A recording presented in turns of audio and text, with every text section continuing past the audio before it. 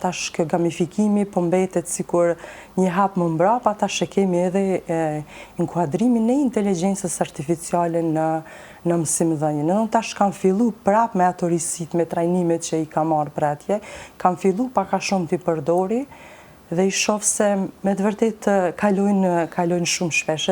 Edhe po i shohim se edhe nxënësit tash po përdorin edhe inteligjencën artificiale shumë, edhe pse disa thonë se nuk lejohet, disa thonë që lejohet, por unë prapë po mendoj se ne jemi si shoqëri, jemi mbrapa, ende nuk e kemi ndryshu mentalitetin dhe çdo risi që na ofrohet, ne sikur e kritikojmë, pa mos i ditë se çdo e re që vjen ka aspekte pozitive dhe negative. Ne sikur nuk po i mendojmë ato gjanat pozitive që mund t'i marrim, po gjithë po mendojmë se nxënësit nuk do dinë me shkru, nuk do dinë ashtu, me thonë ka shoh në bashkëpunim me kolegët, ka mendime të ndryshme. Ndërsa unë ndoshta nga ajo që po marr trajnime për në Francë dhe po i shoh më ndryshe këto risit që mund vinë.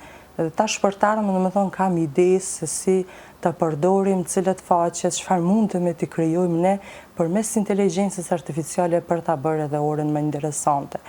Disa prej tyre, domethënë, i njohim, mund të krijojmë këngë, mund të krijojmë kuize, mund të krijojmë fotografi të ndryshme, pastaj me atë fotografi mundemi të bëjmë komunikim, nxënësit të zhvillojnë bisedë, të japin mendime ndryshme.